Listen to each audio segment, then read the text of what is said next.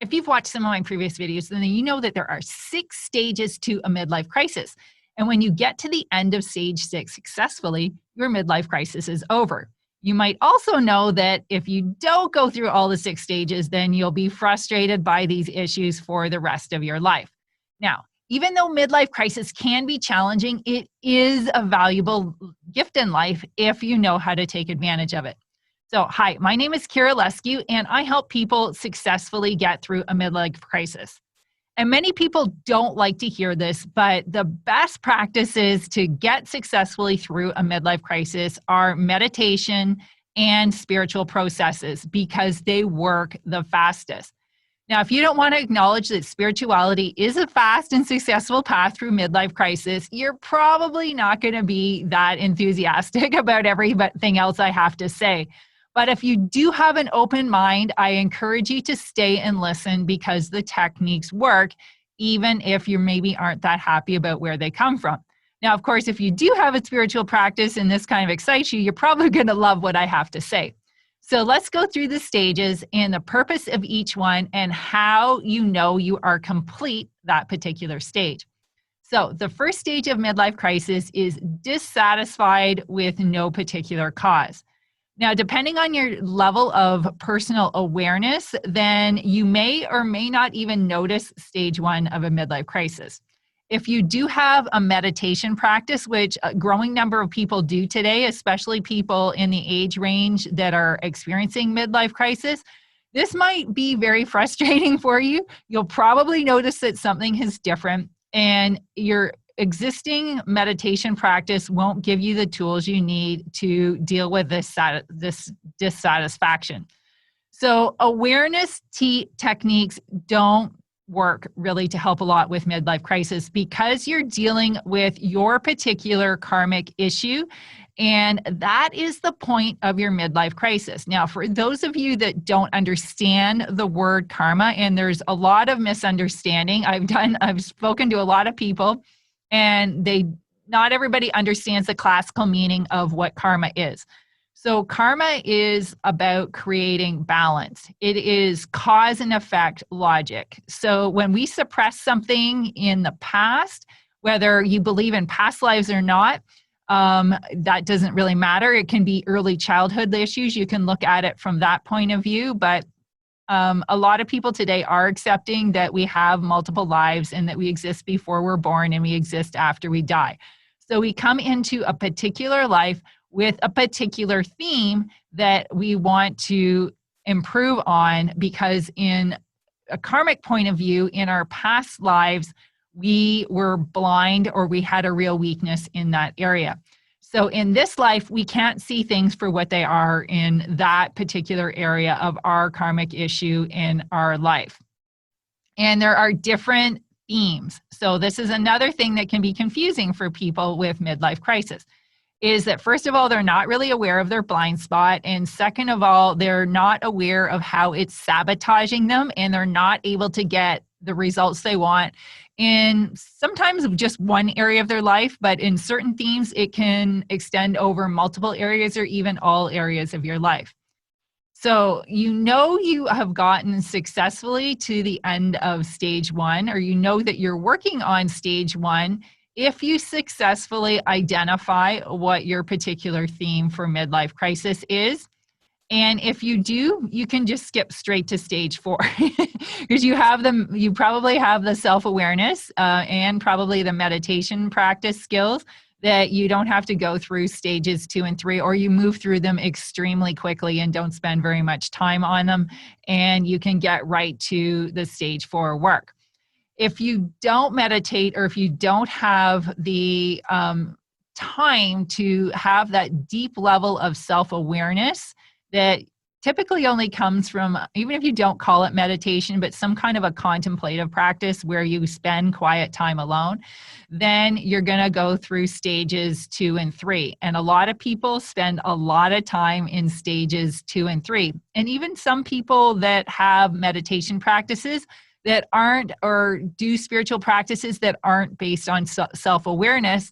And it's not a failure if that happens for you. So if you happen to have a meditation practice or a spiritual practice or some kind of contemplative practice and you don't recognize midlife crisis when it first is starting, it's not a big deal. You will still get to the end successfully. So for those of you that do recognize it, you can go right ahead to stage 4.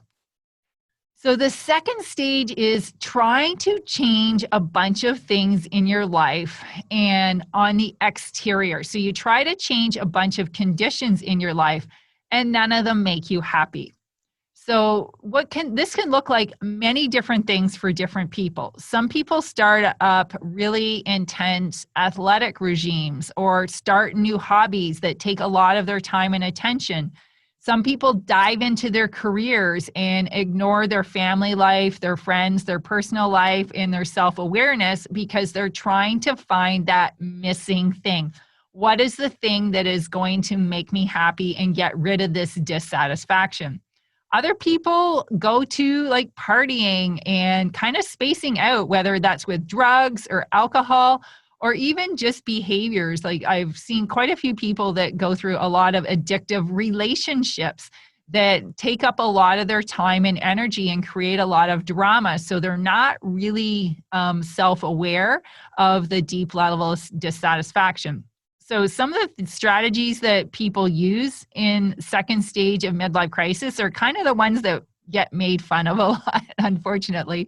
You know, we can buy things to try and make us feel fulfilled, whether that's a new expensive sports car, a new yacht, a new plane, or maybe a really expensive hobby that you take up. A lot of marriages go through a lot of trouble at this time. And often we blame the partner, whether it's an actual marriage or a longer term relationship. We can blame the people around us. And sometimes this includes business marriages. So if you have business partners, a lot of times business partnerships or other types of business relationships go through huge strain when one or both of the partners is going through a midlife crisis because they think, oh, I'll be happier if I don't have the business. I'll be happier if I had a different partner. I'd be happier if I was doing something else. So all the themes in all of these are about it's something on the outside in your life that you're dissatisfied with. Now, today, more and more people are waking up at this stage because general self-awareness is higher in our society.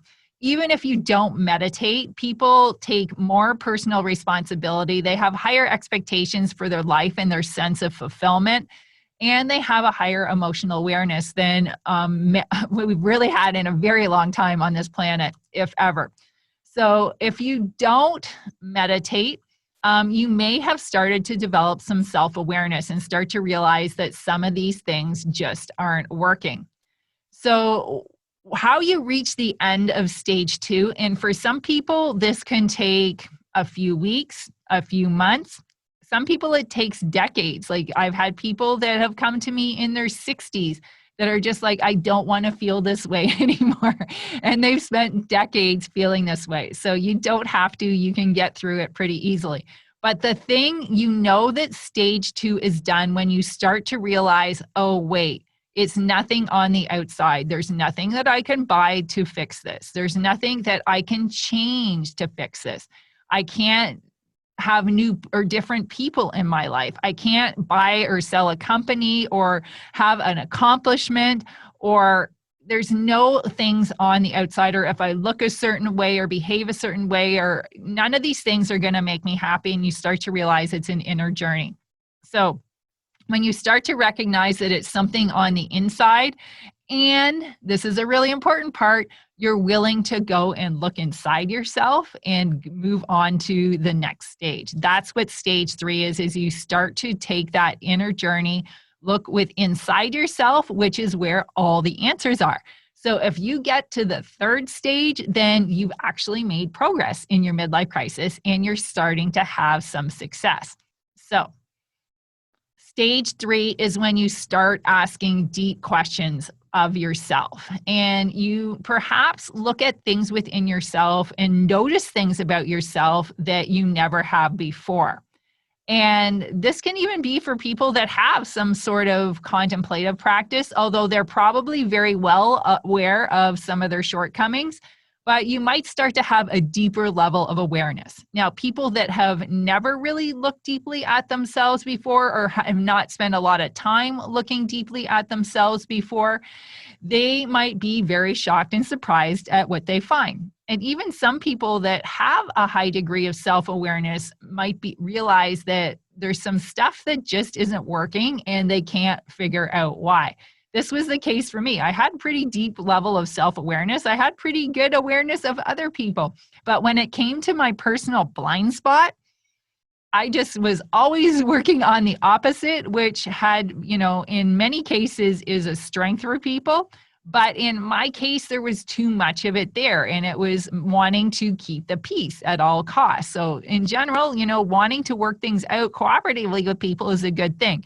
But when that is taken too far, it is a detriment. And that's what midlife crisis is about. It's not necessarily that one or the other is good or bad. It's that we have a default pattern and we use it even when it doesn't work. We have excess at something which is otherwise a good thing, and we are therefore missing its opposite. So how you start to, this is where the real work of a midlife crisis starts.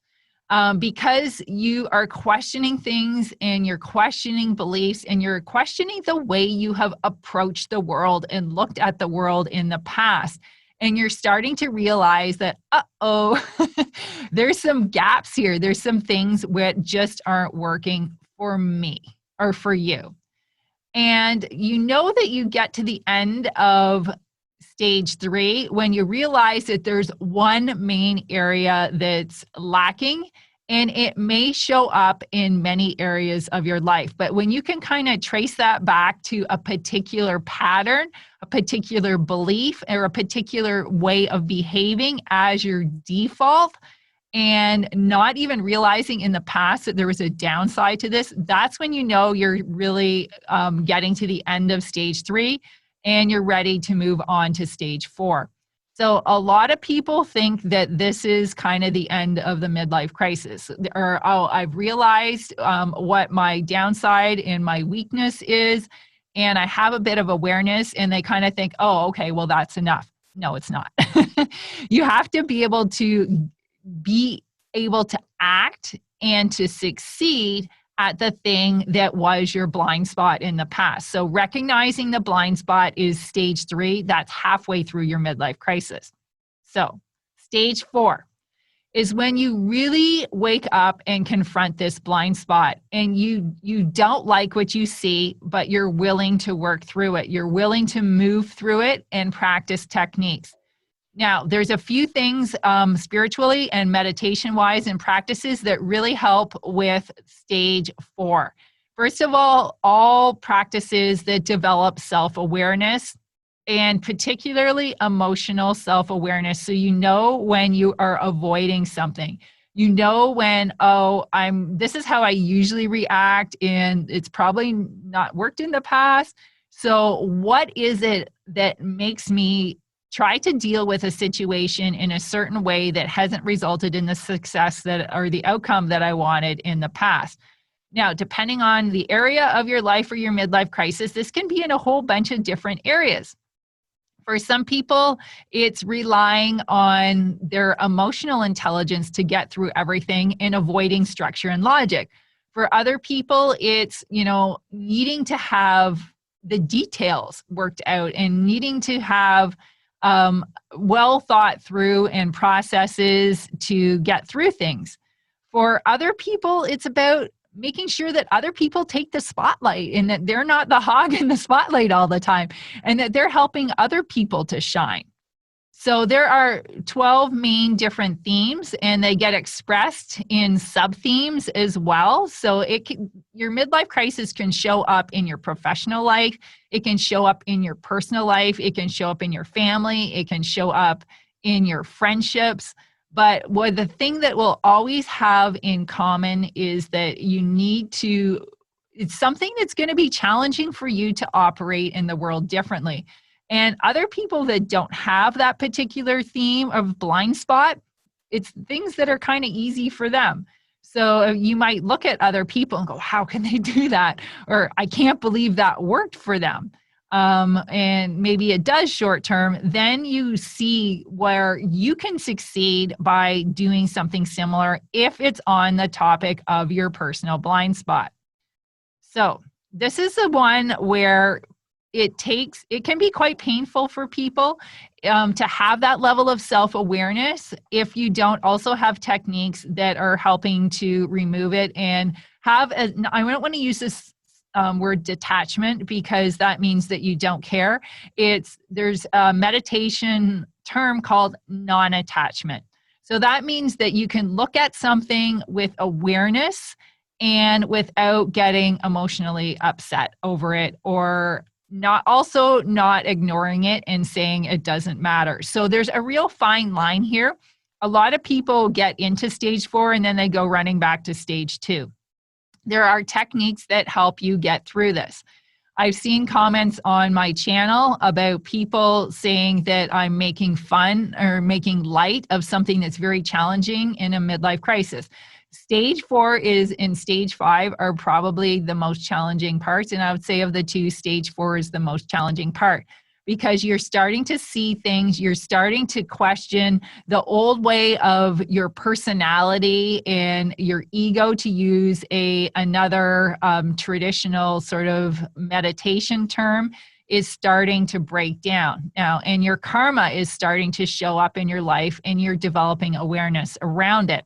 So you're probably still manifesting situations that in the past you would have just been blind to and they just wouldn't have worked. And you've been like, I don't know why that happened. And now you're starting to see, oh, wait, I see why this isn't working now, but you still haven't transformed enough to be able to handle it successfully. But the good news is that once you're starting to see these things and you're starting to see and wake up to how things can be different and how you can see it on the other side of it, it's only a matter of practicing techniques that's going to get you successfully through to the end, and the end of stage 6, where you can demonstrate that you can act differently. So I encourage you, if you're in stage 4, that you practice those deep awareness techniques, because they will give you the tools that you need to be in the situations, not get caught up in them, not to feel bad about yourself in them. Because honestly, yes, things cannot be pleasant at stage 4, but it's not meant to put you down. It's meant to wake you up and to get you into gear and take action. Now, the truth is, if we woke up, we were born into our lives and we were excited about transforming our blind spots and we didn't get distracted by other things, we wouldn't really need a midlife crisis. But the truth is that most people are going to play to their strengths. They're not going to go work on their blind spots or their things that are holding them back. And that's the purpose of a midlife crisis. It's so that we can evolve and we can raise our consciousness. And that's why a midlife crisis is something that's spiritual. It's helping us remove those karmic patterns. So stage 4 is where you really see what your karma was and is. And even if you don't yet have the skills to behave differently. Now, you're at the end of stage 4 when you have that aha moment, like, oh, that is enough. I've had enough. I'm not doing this anymore. And you decide that you are going to transform that blind spot that's hampering you. You know that it's there, and you decide that you are going to get to the other side of it so that you can get the success, the fulfillment, and the happiness that you've always wanted. And yes, those are the good things that are at the end of a midlife crisis. This is not about suffering for the rest of your life. In fact, you don't have to suffer very much at all through this, as long as you are hopeful and optimistic that you believe in yourself enough that you will do the practices and the techniques to get to the end of stage 6 successfully. And then you get to have the best of both worlds. You get to have your own old strengths plus your new strengths, and you're going to feel happy. So there really is no downside other than the effort that it takes to get through it and facing yourself. And there are easier ways to do it. So the 5th stage of a midlife crisis is doing the inner work to remove that karmic blind spot. So the karma will continue to be attracted to us through law of attraction, because we have a very strong pre-birth intention to deal with our karma in our life. And that's why we have a strong midlife crisis, and why it's uncomfortable is because we want to make sure that we can't avoid it. And yes, everybody has a midlife crisis that lives that long, that lives to at least their late 30s. And yes, everybody today pretty much that's of that age has some karma, and it might be varying degrees. So you might have some light karma that needs to be dealt with, you can get through fairly easily. And for others, we've taken a heavy dose that we said we really want to make sure that we get a lot accomplished spiritually and from evolving our consciousness in this life. So you have to remember, everything about your midlife crisis is helping you to evolve as a consciousness.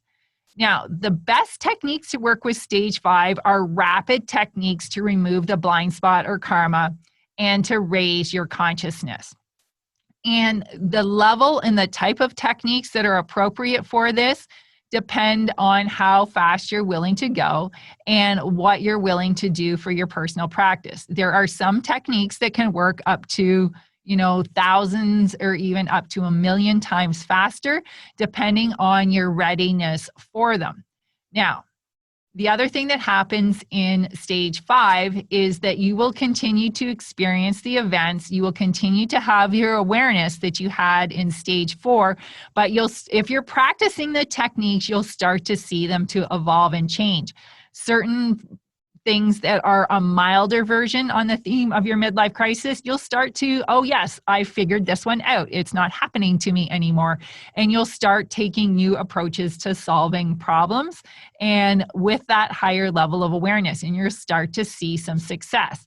Now, you will know that you get to the end of stage 5 when events happen and you will not be emotionally triggered by them. And by triggered, I mean you have an emotional response that is out of context for the level of event that's happening. And in fact, if you really transform, you'll just be able to handle things with no emotional response. Something will happen. You'll say, oh yes, this is my midlife crisis. Oh, this is what I do. Oh, I get the outcome that I was after. And you won't be acting out of your previous default behavior or your previous default belief system. So I worked with somebody who was, their midlife crisis theme was that they were always about process and about being very intellectual, about relationships, and also about their work. And their theme of their midlife crisis was to work a lot more intuitively, to follow not the obvious path, and to tune into their intuition. So it was about coming to balance. So they had their breakthrough. They literally failed at every single thing that they could to try and hold on to that old way of doing things in a professional context, but they actually made the breakthrough in their personal life because they were doing the same thing in relationships. And they started to act intuitively in their personal relationships. And all of a sudden, because they were practicing techniques, they had that aha moment. They're like, oh, if I do this in my professional life, it's probably going to work for me. And it did. And they started to transform the way that they've always looked at the world. And then the sense of relief that this person had was incredible. Like, they were just so excited. They're like, oh my gosh, I was making myself work so hard. And I was always trying to prove myself in some way through doing this process. And I was trying to control situations and people instead of flowing with life. And it was just a sense of relief for them that they didn't have that burden anymore. And that was the exact word. I can put this burden of always having to do things in a certain way down, and I can go with the flow a lot more. So there's many, of course, other themes in midlife crisis, but that's when you start to demonstrate and feel that relief. Now, the stage 6 is you passed the test of facing a situation and you don't fall back on your default and you don't get triggered, and it leads to success. You get the success that you've always been looking for. So stage 6 can take a while for people because there'll often be, we won't get it 100% the first time. So we'll continue to test ourselves on this topic until we really know 100% that it's gone. Now, for people that have mild version of midlife crisis and have mild karma coming in, it might only be one event or maybe two events. But for people that have really deep issue or that they took on a heavy dose in terms of what they wanted to accomplish, and always remember, it's about what you wanted to accomplish in this life from a spiritual and consciousness growth perspective, and what you wanted to take on karmically, you might experience multiple situations that get increasingly more subtle or increasingly raise the stakes until you know that you get it. And then you get the success that you always wanted. And you start to realize, wow, I can do this in a whole different way. And it's bringing me the things I always wanted. And there is a sense of joy. There is a sense of fulfillment.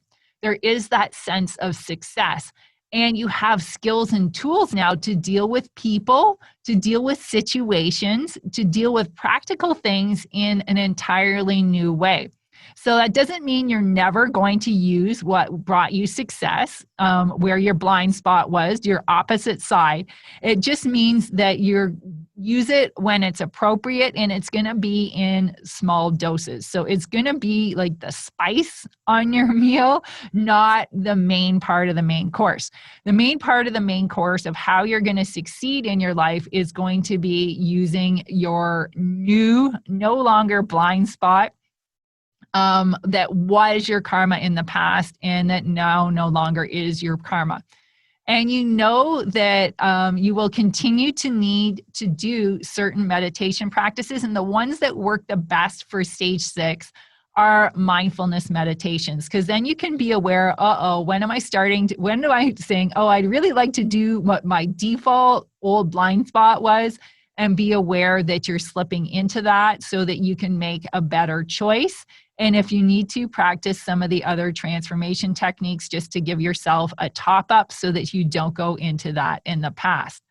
Now, mindfulness meditation is a buzzword today. When I'm talking mindfulness meditation, I mean capital M mindfulness.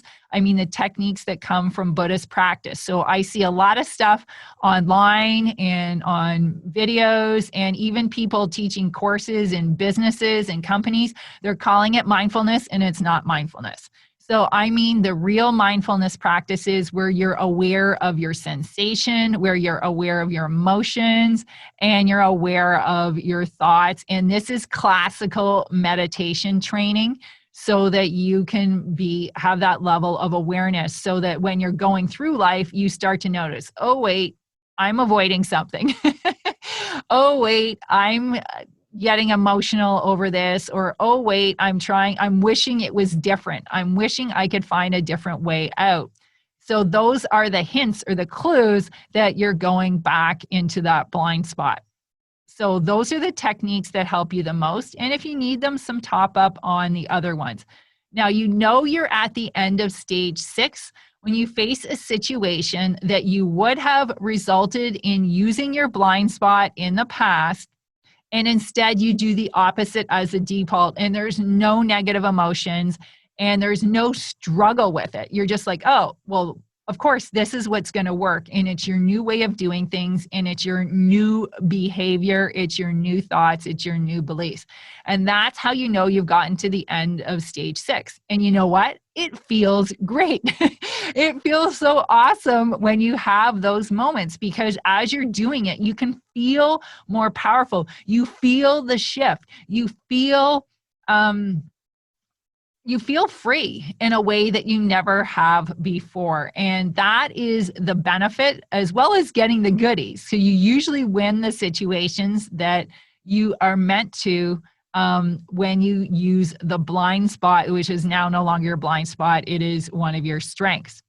So if this is really interesting for you, then that is the 6 stages of the midlife crisis and the techniques that work best for each stage, and how you know you have successfully completed each stage. Now, most people don't know which techniques to use, or even which variations of the techniques to use for midlife crisis. So I put together some training for you so that you don't have to waste your time. I hate wasting time. I hate doing trial and error. So you can move through and help. These techniques are curated for the ones that work for each stage of a midlife crisis to get you through successfully to the other side so that you can get through all 6 stages successfully. If you want to learn more about this program, I'm doing a live class on this, but you need to sign up for it. All the details to sign up are in the notes for this video. The live class will be about 45 minutes long, and there will be interaction from the audience. So you will be able to ask questions in chat, and I will answer them live.